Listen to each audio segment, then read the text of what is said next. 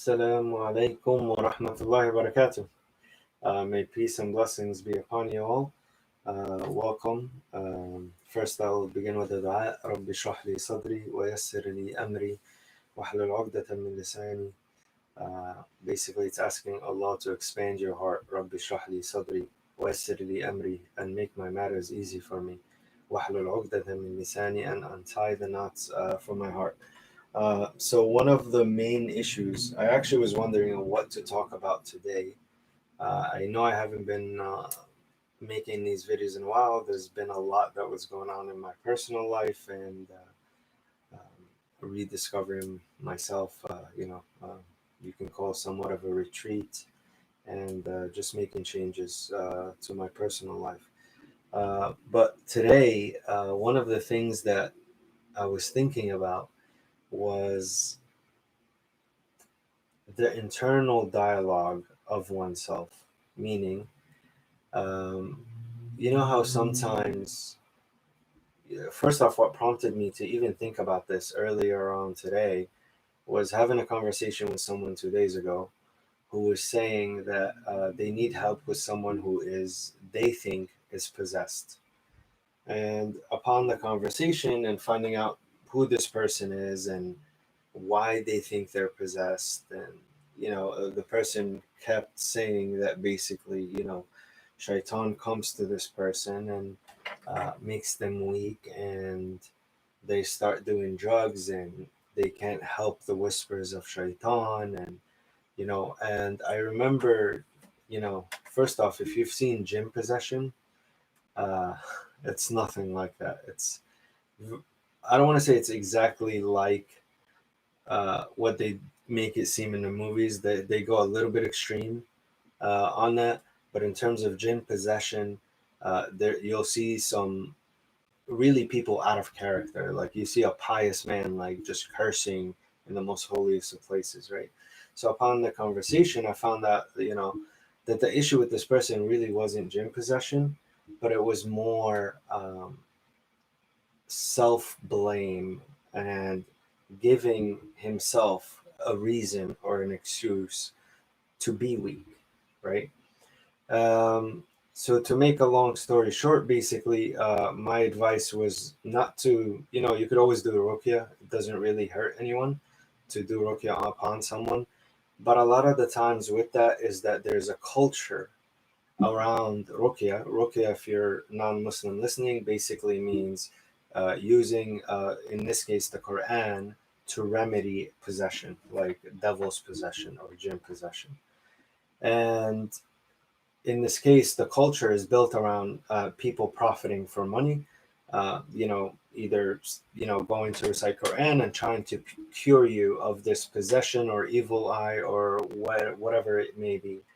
But a lot of the times is that anytime someone gets these whispering, and I'm saying whispering for a reason for the moment, uh, we tend to blame an external being and then go into these people for a momentary solution, because in our head we've done ruqya, now I'm cured, and oh my god, I felt weak again, therefore the shaitan must have come back, so I have to go to this imam to do ruqya again. So, and that's kind of like the cycle that you see happening within this culture of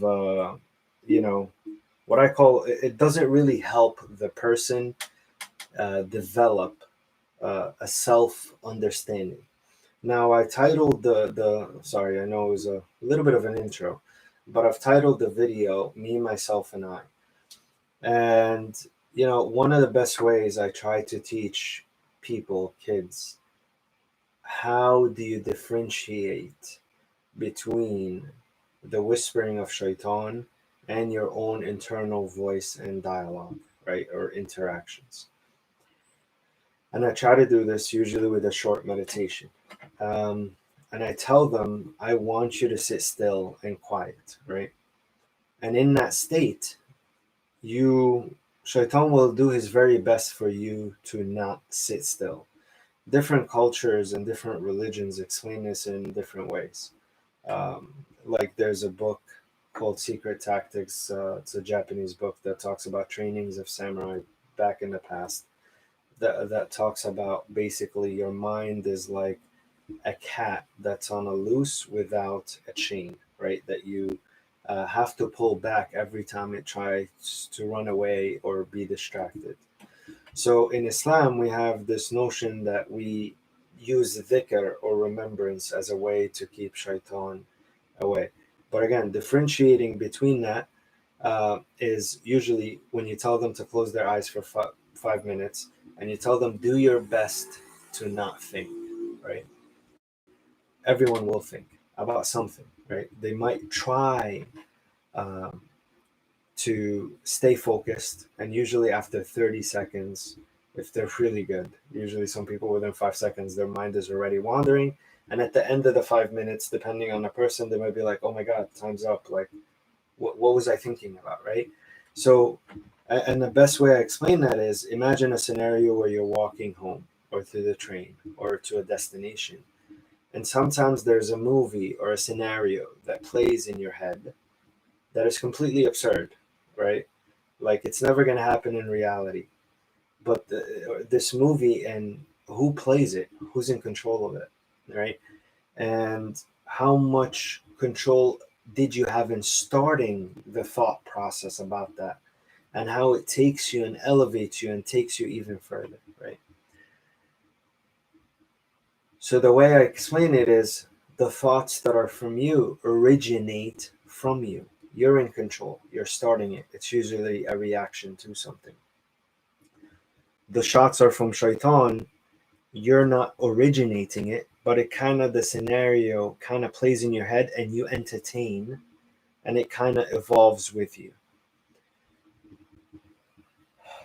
The way I explained it or written down to make sense for those who are more articulate in thought, I said for the mind to be void in an uncontrolled state, it allows for external whispers, which are from shaitan, which will be negative and non-productive. So there's a quality here, or two qualities, right? Which will be negative is one, and the other will be it's non-productive. It doesn't produce anything of value.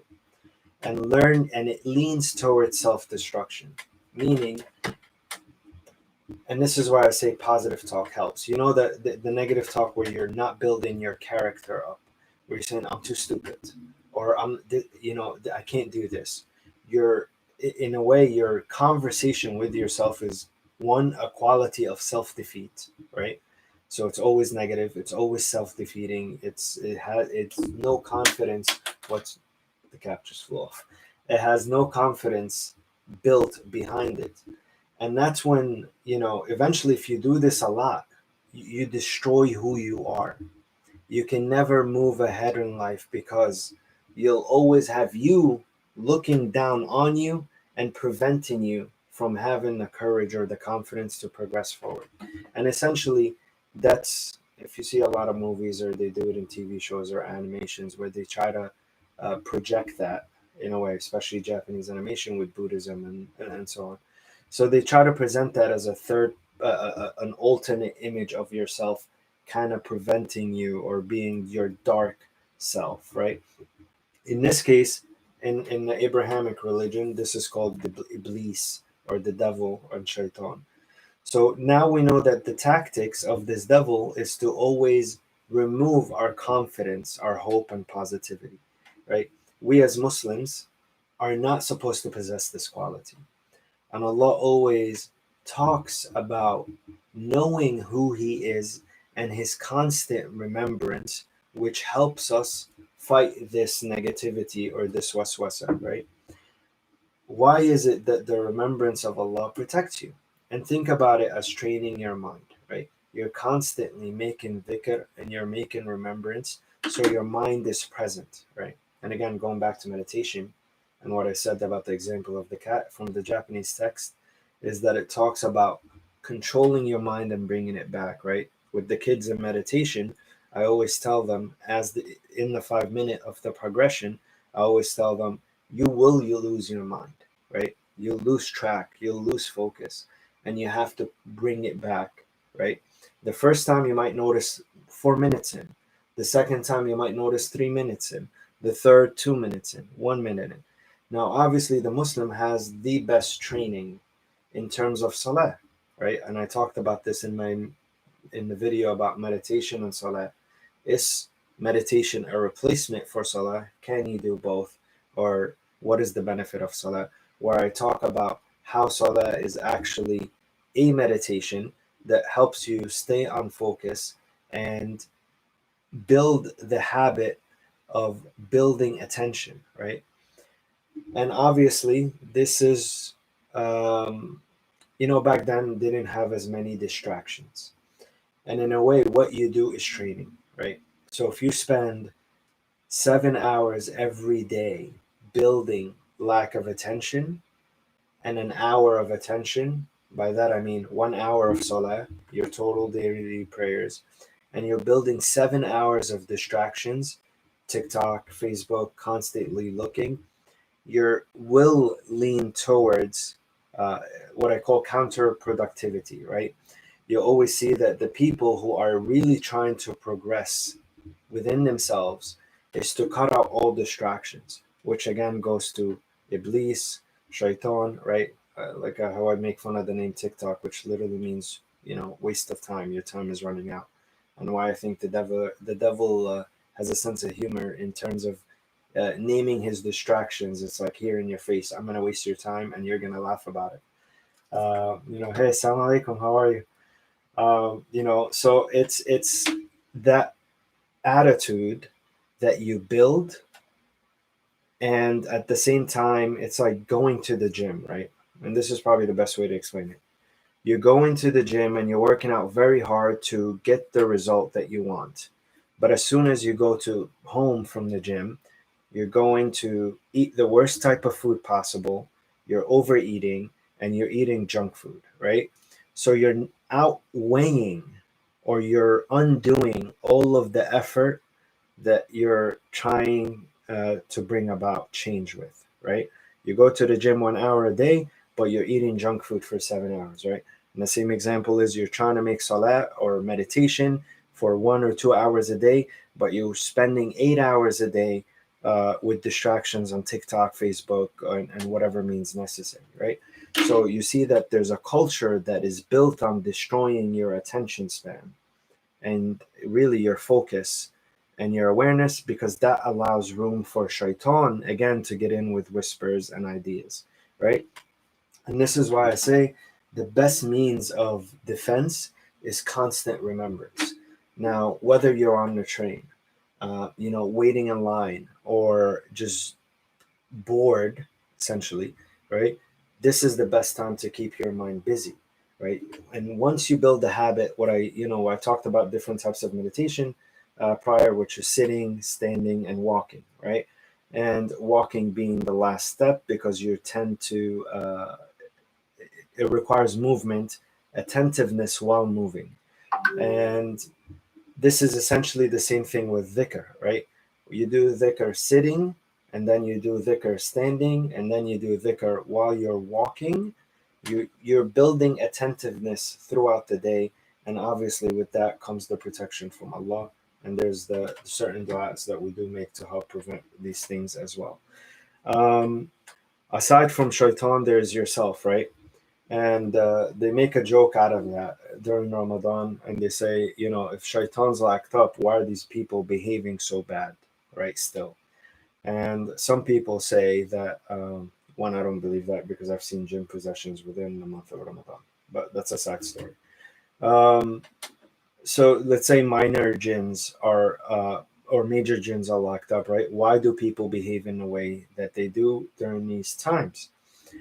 And that builds on habits. Again, when shaitan's locked up, and let's say for 7 months, or let's say 11 months out of the whole year, you're training yourself to be in a certain behavior, and then in that 1 month you're trying to undo it, it's not going to have as much of an effect. I don't want to say it's going to be useless, but it's not going to have as much of an effect on you as you would like to. So obviously I kind of talked about problems and solutions. But for the main solutions for this is obviously to pay attention to your internal dialogue, the way you talk to yourself, right? So once you begin to realize that you have your own internal voice and that internal voice initiates from yourself, then you can use this voice to pay attention with the choices of words that you use for that. So, for example, you use positive words. No, I have confidence in myself. Because Islam doesn't say, like, be humble to the point that you have no self esteem. Islam doesn't say that, right? So, you need self esteem. You need confidence in yourself, and that's also confidence in Allah. So, a good positive dialogue, conversation with yourself is very important. So, believing in yourself and aiding yourself with these positive words, right? One thing I used to do is actually called a smiling meditation, which I tried my best to hold the smile as long as I can, which is also sunnah, by the way, right? Where the Prophet ﷺ was known to always have a smile on his face. And think, I honestly cannot tell you how much of an impact that has on your mental well being, right? One, because you're always smiling, people will smile towards you. So that automatically builds positivity already right then and there, right? The second thing that I recommend you guys do is the way you talk to yourself is what I call the commanding voice. Meaning, you know how like sometimes there's an internal dialogue where negotiating something. I'm trying to go to sleep early and I'm having this back and forth dialogue within my head. This is shaitan, right? I'm literally having a dialogue and he's doing comebacks with me and trying to resist. And, why don't I play the game? Oh, but, I'm too tired. Or, no, you know what? Half an hour more is not going to hurt. So that internal dialogue back and forth already, you're weakening yourself. So what I talk about when I say the commanding voice is you come in strong over yourself and you say, I'm going to bed, right? So again, choice of words is like, I might go to bed, or maybe I should do this, right? No, say, I'm going to do this, right? Or I will do this. So these are commanding languages, not against other people where you're telling, hey, you do this and you do that, but within yourself, right? So you know that your nafs is commanding of evil, as Allah says. So you now have the opposite of commanding it to do good, so it obeys you.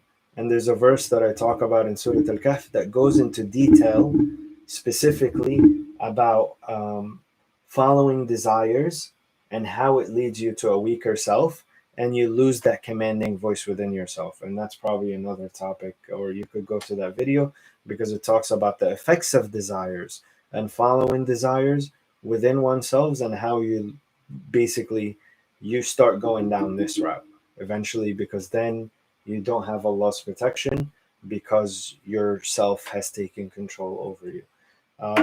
Inshallah, if you guys have any feedback, questions, I know I kind of jumped back and forth here and there.